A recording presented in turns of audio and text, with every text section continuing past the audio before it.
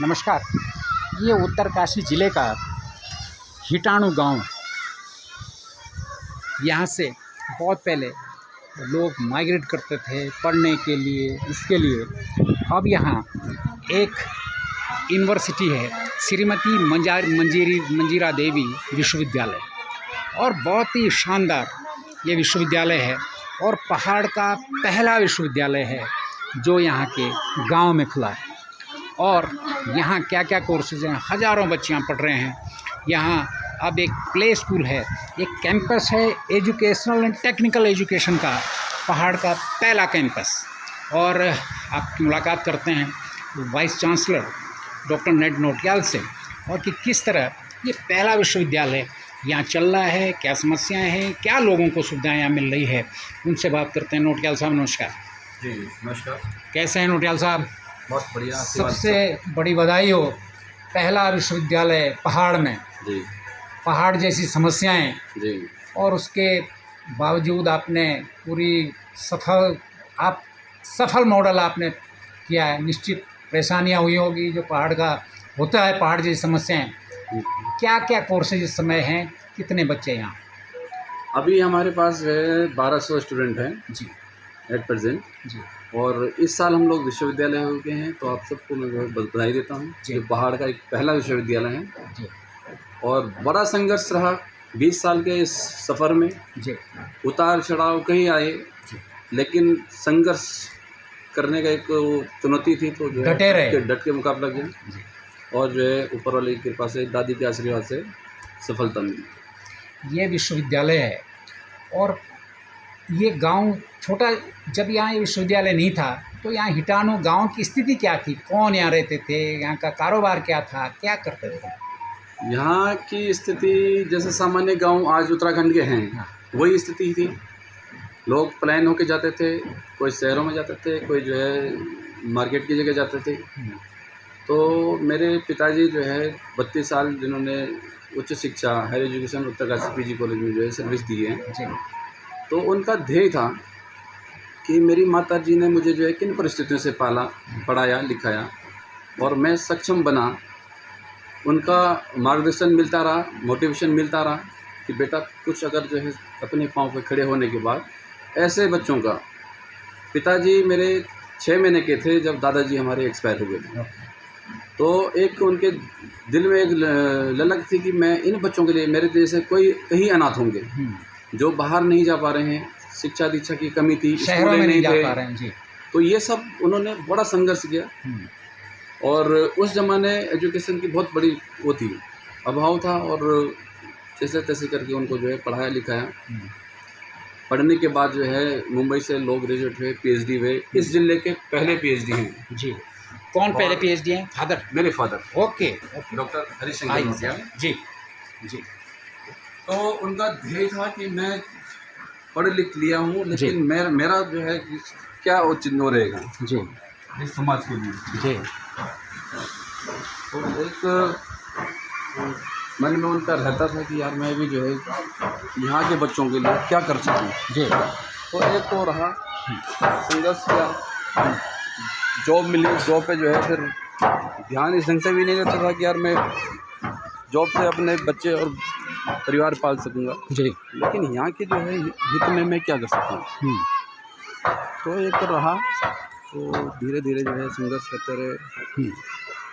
उस समय हम यूपी में थे। 1995 में हमारी पहली फाइल लगी थी। ओके। और उत्तराखंड 2000 में बना। फिर 5 साल इसमें भी लगे, क्योंकि जो है सारे जो है अब आपने विभाग अपने आए थे। ये हो गया। क्या क्या कोर्सेज आप चलाते हैं? कोर्सेज अभी हमारे पास मेडिकल के हैं, बीएमएस हैं, फार्मेसी है, पॉलिटेक्निक है और नर्सिंग, पैरामेडिकल, ये जो हमारे पुराने थे। लेकिन अब हम लोग जो है यूनिवर्सिटी में जो है विश्वविद्यालय में मैनेजमेंट कोर्स हो गए, योगा के कॉलेज ये हो गए, पीएचडी प्रोग्राम से वगैरह हो गए। इस समय तो बड़ी डिमांड है। एग्रीकल्चर, हॉर्टिकल्चर, एग्रीकल्चर और हॉर्टिकल्चर है या अब शुरू कर रहे हैं? ये अभी हम स्टार्ट कर रहे हैं। क्योंकि मुझे लगता है एग्रीकल्चर और हाईटेक हॉर्टिकल्चर का बहुत स्कोप है जी। और खास इसके साथ हर्बिकल्चर, बिल्कुल, जो जड़ी बूटी का, ये भी आप शुरू करने वाले हैं? ये भी हम लोग इस साल अपना स्टार्ट कर रहे हैं। और बच्चे भी हमारे पास जो है काफ़ी बच्चों की क्वेरीज हैं और अब यहाँ के ये गांव पहले बिल्कुल जैसे पलायन का सब गांव था, तो यहाँ बहुत ज़बरदस्त आपने शुरू कर दिया। यहाँ की आर्थिकी में क्या अंतर आपने देखा है?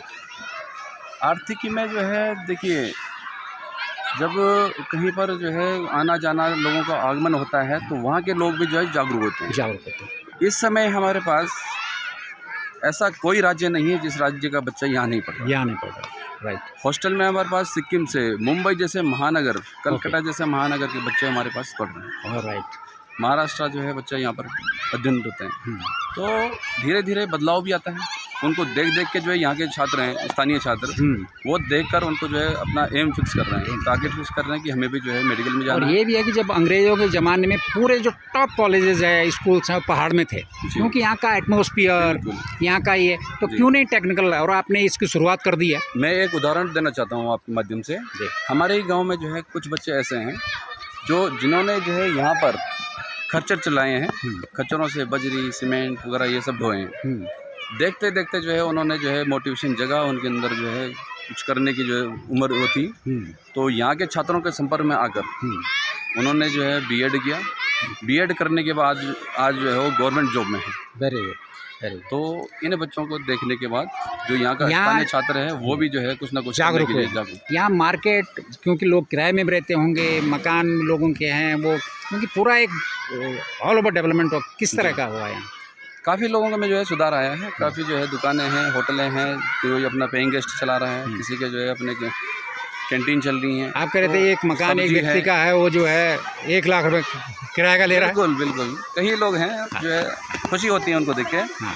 तो कुछ हुआ है इस क्षेत्र में, तो एक नया होना चाहिए। हम तो प्रभु से यही प्रार्थना करते हैं कि सब लोग जो है क्या जो बहुत गरीब बच्चे हैं जो नहीं कर सकते हैं, उसके लिए आप कुछ करते हैं खास? हमारे यहाँ मैं आपको बताना चाहता हूँ, हमारे यहाँ मेरे पिताजी द्वारा एक वो रखा गया कि जो निम्न वर्ग के छात्र हैं या परिवार हैं जी, और उनके लिए हमने 5 से 10% एजुकेशन फ्री ऑफ कॉस्ट रखा है। बहुत बढ़िया। कोविड में जो बेचारे जो है माँ बाप मर गए, डेथ हो गई, चले गए, या फिर जो है किसी की जो है आर्थिक इस ढंग से जो असहाय हैं, उन लोगों के लिए एक विशेष तौर पर मंजिरा देवी में ये सब व्यवस्थाएं। मंजिरा देवी जी आपकी दादी जी? मेरी दादी थी, और ये जड़ी बूटी की सुना बहुत माहिर थी। जड़ी बूटी की भी माहिर थी, और इनको जो है आयुर्वेद का उस जमाने का ज्ञान बिना पढ़े लिखे जो यहाँ का परंपरागत नॉलेज था उसी पर, उसी के माध्यम से आज हमारा एक रहा कि हम भी जो है इस क्षेत्र को